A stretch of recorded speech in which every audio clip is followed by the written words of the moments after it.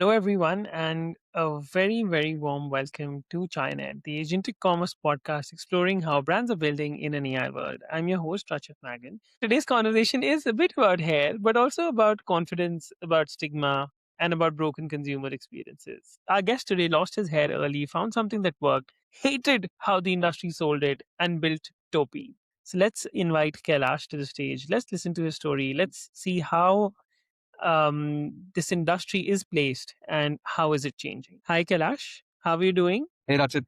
Doing well, doing well. All good. What about So, you? Kailash, if you could just give like a short introduction before we start. Sure. So, yeah, my name is Kailash. I'm the founder of Topee. I've sort of been building businesses for the last almost 20 years. I had a couple of failed startups in my first 10 years of business, and I thought maybe I should, get wiser about running businesses. So I thought I should join somebody who's been there, done that, scaled it, and I got lucky with having an opportunity to work with Swiggy. And I was with them for about 3.5 years, doing a couple of different things. And my next stint after that was at QMath for about a year. After which I decided to jump back into entrepreneurship, and that's what Amazing. made me start Topi. So, when you started Topi, like how did it start, and like what's the story behind it? So Topi officially opened its retail stores, the Hmm. first retail store on Jan 2024 in Bangalore. And the reason I started it is because I was moving out of a job and I was very keen on resuming on starting a company again. But this time I wanted the problem to be something I deeply cared about, and at the cusp of also being a very very large problem statement that's largely unsolved for a certain type of audience. Right? I didn't know about the size or anything at that point. But then at the same time, what happened was I used to actually procure these hair pieces for myself from a certain brand that shut down. And for a year or so, I was without access to good quality patches Hmm.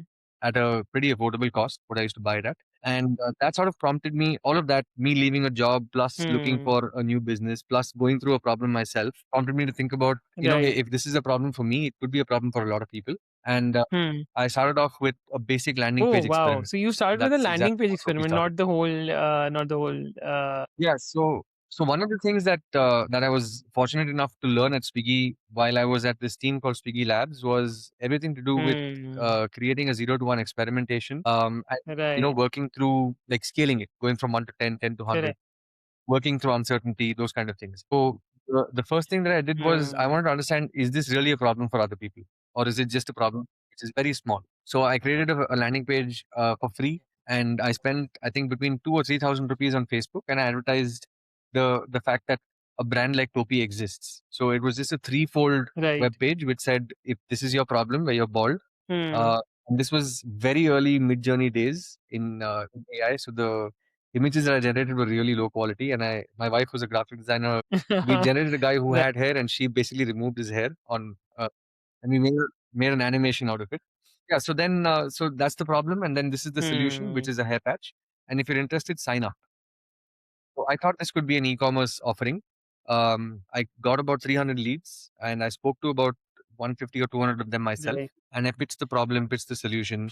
The problem statement was very clear, Hmm. but they weren't really biting into the whole e-commerce aspect of it. So that's when I decided to pivot Wow. into Very doing something interesting. So, offline. did you start earlier? Did you start with the e-commerce mentality? Like, what surprised you with the test results? And it's amazing, how we read it a lot in, in all startup gurus tell us that experiment first figure out, talk to your audience, and then start.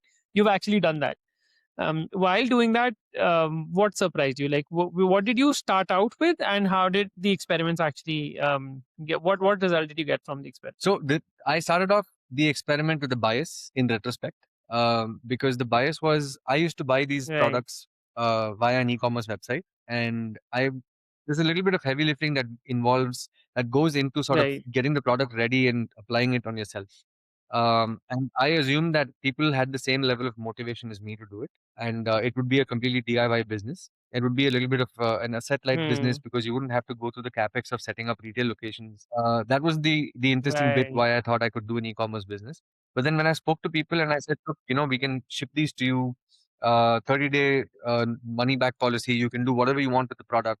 It was an experiment, so I was trying to see what would make Hmm. them bite into the e-commerce aspect of it.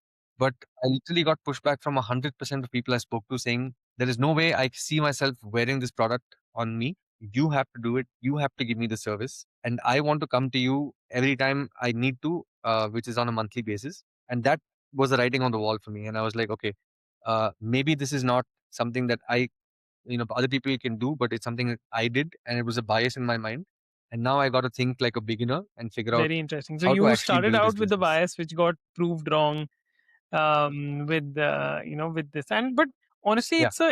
it's a hard to scale model, right? Like having physical. Of course, I completely understand that something like this buying online would be very very hard for consumers.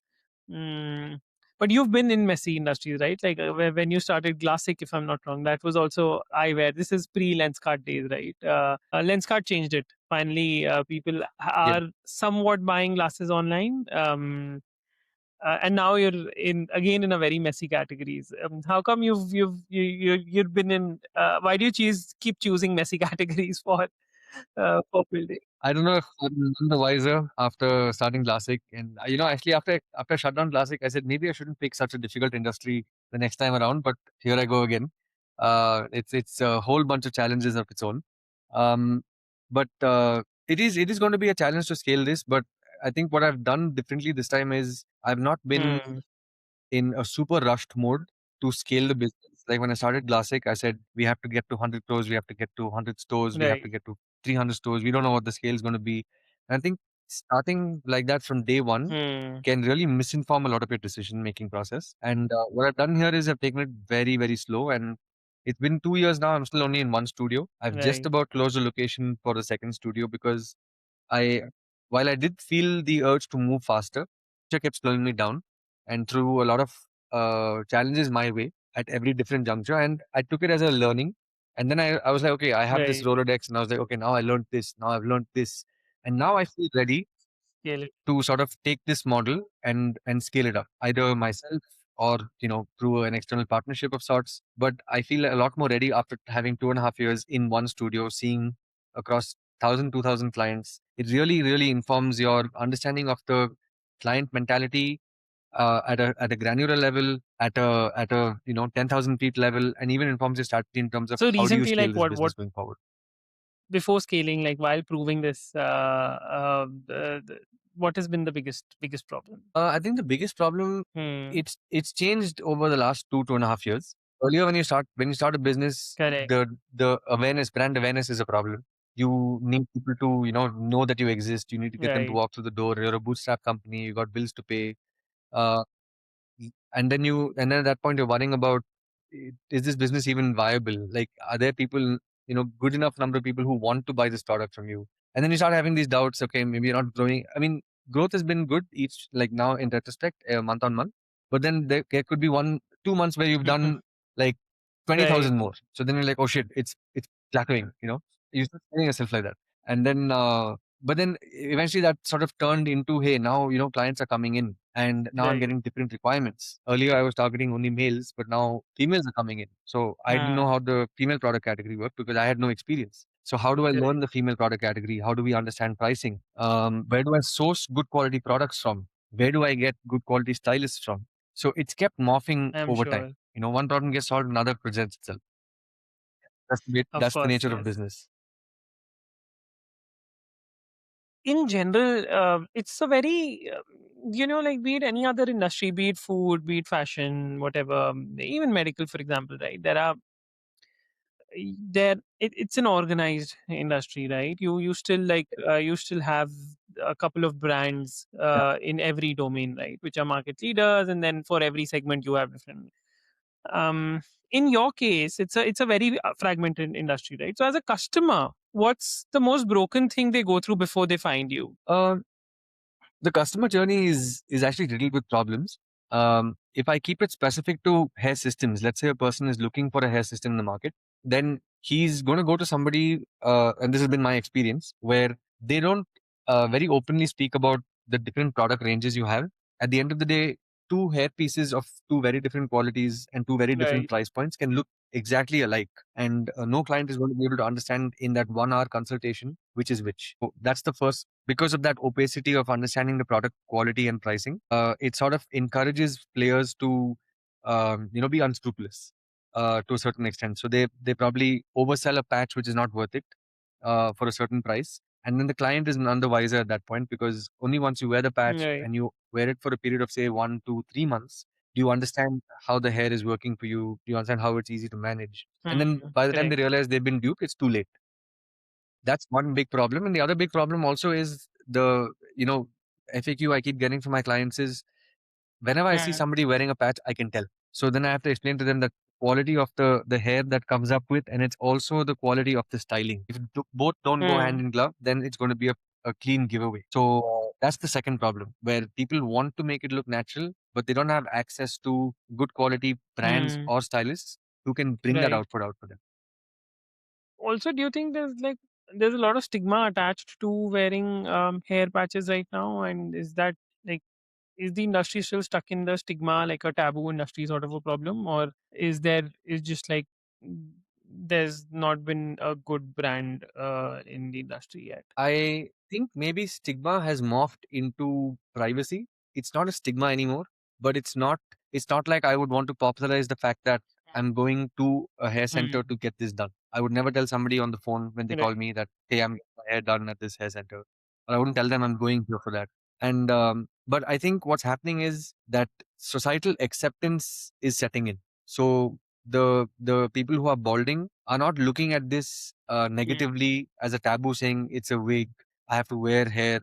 That mentality has changed, and I also think if people get to know that a person's wearing a patch, if it's natural looking, it's more of like a surprise bewilderment kind of situation, like, oh, this is a patch, it looks so natural, I didn't realize it could look so natural. So there is a shift across the board and across the market. So people in their 20s and 30s today are not looking at this the way their dads Right. would look at in the same way, and when they were Yeah, their yeah, age, that's true. I think that's fair, and maybe due to our diet or the stress we have, like a lot of people in their late 20s, early 30s, are now balding and looking for that.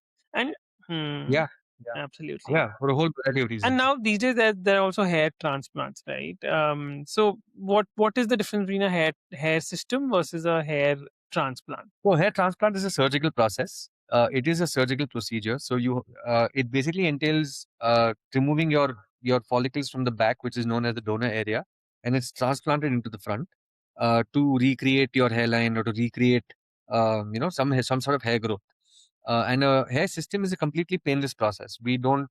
There is Hmm. zero, like, no pins, needles, scalpel, nothing. It's basically just a hair piece that's applied to your scalp, Hmm. either using a sticking method or a clipping method. Um, so that's the difference.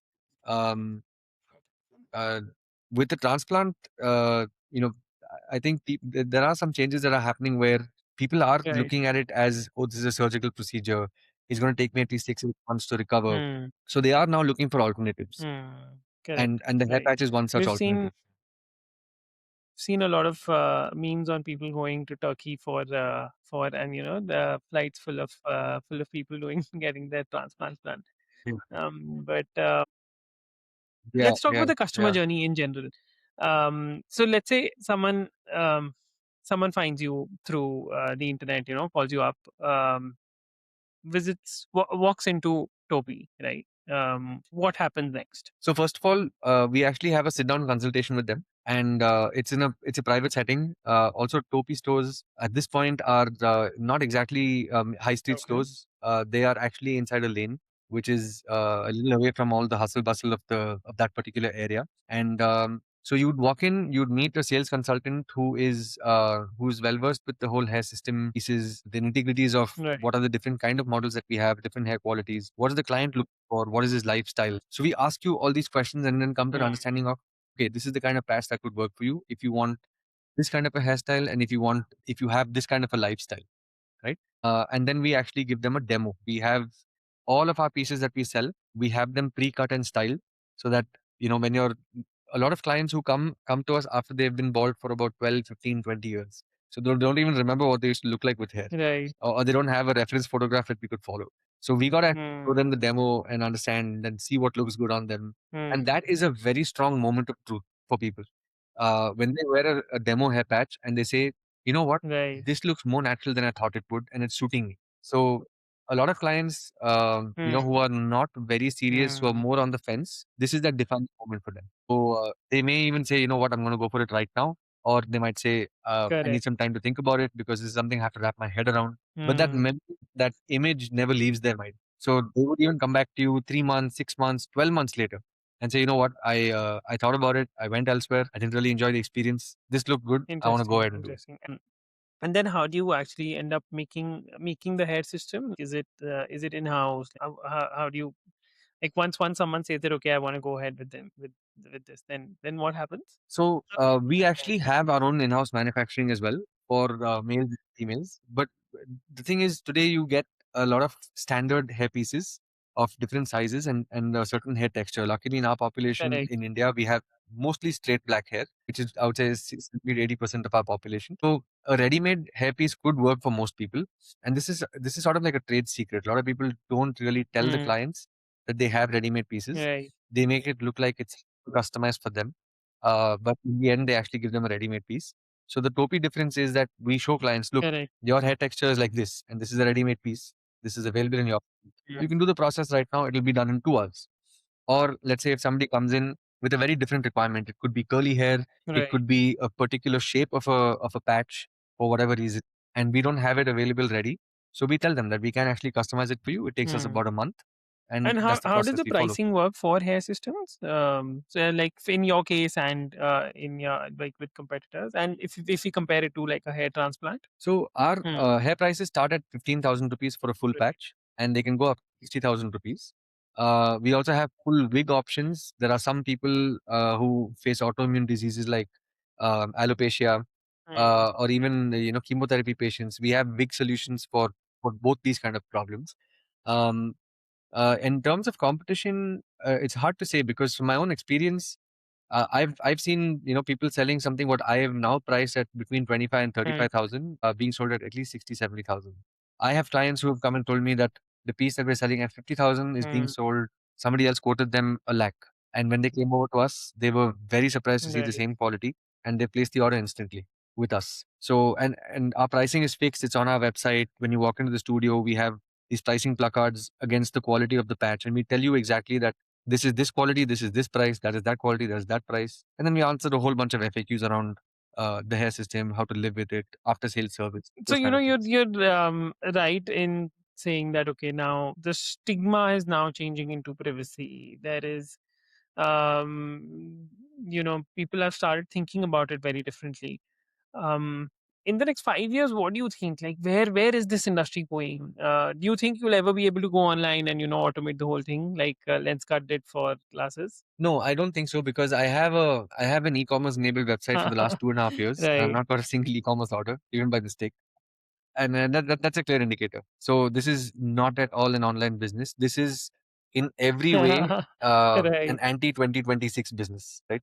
It's not it's not AI first. It's not e-commerce enabled. It's literally old school. You have to go Right. via retail stores, create more footprints. So I think the business model will be different, and I think it's a good thing because it creates a lot of barriers to entries, not just in terms of starting up the business or scaling a business, but Right. also in terms of product quality, pricing. And a lot of people, I don't know about a lot of people, but I view this business as a service Mm. business. It's a service business disguised as a product business. So if you fail on the service side of things, then your client's not going to come back. You're not going to have any repeatability. Correct. Fair. Everything Yeah, I takes a think hit. I think yeah, that makes a lot of sense, and that also makes this business slightly AI proof as well, right? Because it AI cannot eat into this business at Yeah, all. yeah, yeah. That was actually one of the. It wasn't something I was actively seeking when I was starting up a business. I just said, maybe any business that Right. that doesn't get touched by AI is probably not a bad thing. You won't get disrupted, with the likes Correct. of ChatGPT and Claude and stuff like that. Yeah. Yeah.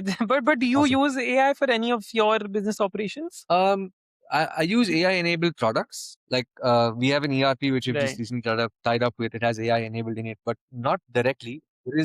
There is one very interesting use case which I've been using ChatGPT for. Is if a client is has signed up as a lead and he says, I don't know how I'm going to look with hair. Here's my photo. You know, so then he expects us to. I don't know what he expects us to do. But then I With started hair, using ChatGPT to right? regenerate them with a hairstyle, and it becomes really, really impressive. Like in terms of the realism. So in literally 1 minute, I can just put that up on ChatGPT and send it back to him, and that creates that same image which would happen in the store. That image gets left behind in their Right. mind, and it's somebody who's on the top of the funnel, not even in the bottom of the funnel. So the ability to convince that person Hmm. to walk in becomes a lot more easier. So that's something I'm trying to formalize, but Yeah, it's but yeah, sitting that's somewhere in the that's bottom of my it's a pile at this pretty point. interesting use case. Like having a WhatsApp agent sorts where you send your photo and it replies with with like a couple of options. Yeah, that's a Exactly. yeah. Yeah. But yeah, Yeah. I think so. That would be Yeah, really but cool. these are all AI Yeah. assisted things, right? Like this is a nice to have sort of a thing. This is not something which is crucial for the expansion of your. Mm, yeah, and it helps. Yeah. Not at all. Yeah, this Exactly. this model, as you said, like it adds a moat. It's in itself, right? You don't. It's not something which a new brand can come any day and just build. Yeah. Very interesting, Kailash. Yeah. And Yeah. in your journey with Topi, has there been any instances where where you felt like, oh wow, this is exactly why I was doing this, because I feel um I had some previous guests who were in similar businesses, and I've heard stories which have been very inspirational, honestly, and also slightly sad sometimes. But have you ever faced something like that? That okay, or maybe like a customer whom you helped, and then you were like, wow. Yeah. Yeah. There have been. I think Mm, the reminder is constant for me. Whenever I see a client transformation happen, um, and if the job is well done, they are insanely happy. And it's visible. It's an instant visibility. They start smiling. They can't believe themselves. They start playing with their hair, and they come and tell me that it's the one thing that I've constantly mm, heard from all my clients is the confidence aspect that they get. Like it really, really makes them more confident, and they put their best foot forward, not just in work but also their personal life. And marriage is one key driver for hair system adoption, both for men and women. And I've had some clients who told me some very interesting statements, like when they come back for service to get their patch removed, I sometimes just mm, strike up a conversation saying, how's it going, how do you like the patch, it's been a couple of months. And they're like, yeah, one client actually told me, mm, yaar agar patch nahi hota na main suicide kar leta. So it's like that's the level right. of life changing ability that this product has, and I don't think a lot of products Very actually true. possess Yeah, that yeah, of course. capability. Like I think it is important. It's the product in itself is something, and of course it's Yeah. not just a product, right? It gives people confidence. The confidence back. Yeah. There are a Yeah, lot of absolutely. people, who know this industry exists, and so if there's someone who's watching this who think that this is okay, this is there, but I can't do this. This is not for me. What would you want to say to them? uh what I would want to say is that um, Mm-hmm. if you want to give it a chance, you should definitely walk Mm-hmm. into Topi or any hair studio for that matter, and just take a look at this product with a new lens. Like, don't have a bias of it's a wig, it's not my hair. um, maintenance बहुत ज्यादा रहेगा, itching बहुत ज्यादा रहेगा, unnatural Mm-hmm. दिखेगा, सबको पता चलेगा. It's not like that. uh, if you go to a good hair studio and they handhold you the right way, they explain the product to you, they fit it right, they do a good styling, and they service you well, then it's a fantastic life changing product. It's very seamless. You sort of The frequency of service is exactly like a haircut. You go for a haircut once Right. in 30-40 days, you have to come here once in 25 to 30 days. So the process is entirely painless. I have people who come with their laptop, sit and work from there. They're watching TV on their phone. So it's very comfortable if you want to get your hair back in a very Non-invasive, non-surgical. unstressful Right. way. Like you don't have to go Right. completely, and there's no anxiety. Like when people use medication, there's a lot of anxiety. Correct. Yeah. Yeah. Makes sense. Makes a lot of sense. Um. So Kailash, let's do one. So we're already more than 30 minutes out. Let's do a quick round of rapid fire questions. So I'm going to ask you 5 questions, one by one, and you have to answer in in a few words, Okay. as less as possible. So let's start. Okay. So the first question: biggest myth in the industry. Biggest myth in the industry Most is that a hair surprising system customer looks reaction you've got. unnatural. the one I said. One thing people If I didn't have a secretly patch, I'll care commit about suicide. but don't admit. Their appearance, because a lot of clients come and tell me if this is not going to work out for me, I'll just go back to being bald. But the minute they wear What's it, your biggest there's no going brand back. enemy? Not competitor, but enemy to the industry. I think indifference. Somebody doesn't care about their First appearance. step, They if be like, I don't someone's need it. hair starts thinning, maybe for me. Don't get worried. It's very common these days. Mm, If you get worried, I feel like it accelerates the process. So just chill, go with it, and let's see what happens. There are amazing, a lot of amazing. solutions today, Great, and Kailash. don't get Thank you scared. so much. This is a very honest, fun discussion, and this category needs more of that. It needs more honesty. It needs more transparency, which you're building. Absolutely, and I I wish totally agree. Topi can Yeah. expand to other cities in the country. Delhi, Mumbai, the tier starting with the tier ones, and I'll Thank you. definitely be an Thank you. advocate for Yes. it. Maybe I'm also a customer once it comes to Delhi or nearby. So absolutely. Yeah. But Happy Delhi. yeah, thank you Yeah. for your time. For our audience, that is Kailash. She's the founder of Topi, and they're based out of Bangalore right now. If this made you think differently, please share it with someone who needs it. And you can find Topi at topi.co.in. But of course, as I said, they're a Bangalore-based offline business. And Kailash, this is an amazing discussion. Thank you so much. Same here. Thank you. Thank you so much, Rajat. Nice to be here.